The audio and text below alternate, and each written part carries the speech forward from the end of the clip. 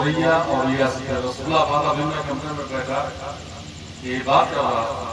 मेरी तो पहली मुलाकात सरदानी मियां से, लेकिन अल्लाह सलामत रखे आपको और अल्लाह इल्म में उम्र को देता।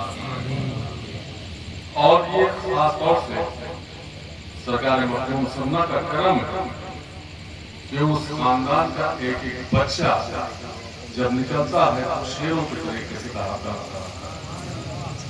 ये खुसूसी आपको मैं बता दूं, पूरे हिंदुस्तान में आप सर्वे कर जितनी भी खानदान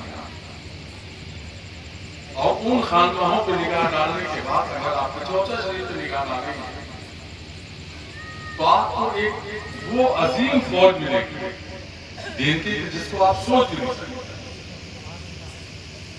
ये खुसूसी करम सरकार मखदूम और ये करम हमेशा रहेगा, ये यकीन है।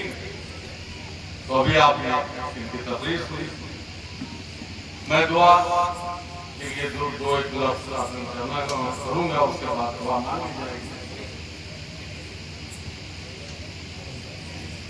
एक बात और अर्ज़ कर दूं कि शहज़ादे कादिर महलब ने जिक्र किया जो पहलू लिया तो आपको सब है, तो उसमें एक शेर मुझे आ गया, दो किसी एक को चाहे तो बुरा होगा,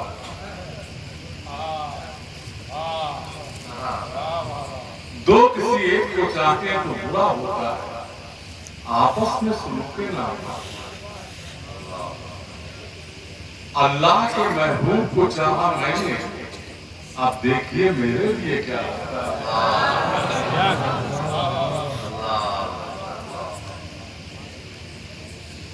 और जब रहमत की तरफ निगाह गया तो सिर्फ उम्मतियों को एक आस होनी चाहिए कि दोज़ख मुझे पुकार रही थी बसर,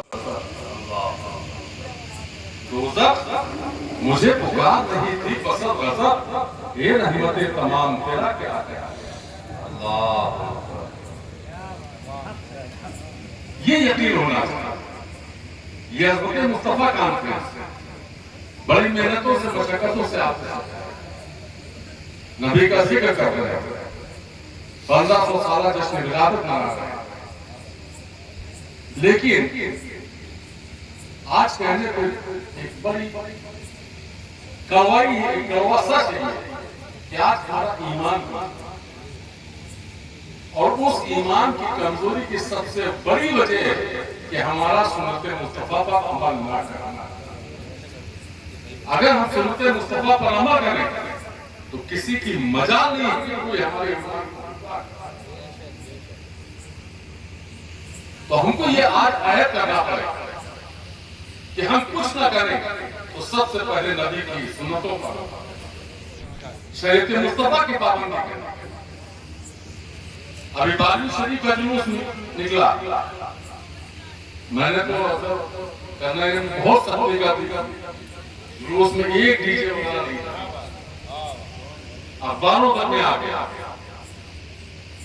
हम जिसका जुलूस निकाल रहे हैं, नाक की सीढ़ी लगा कर हुक्म कर रहे हैं, नाक की अजमत आप जानते हैं, तलवार की धार से ज्यादा तेज है, जिसकी नाक खुद अल्लाह ने कही, जिसने कुरान भर दिया हो, जिसने पूरी आयतें नाज़िल करती हो नाक, उस नाक पर हमको मुद्दत तमाशा बनाना, ये हम जुलूस मोहम्मदी कर रहे हैं।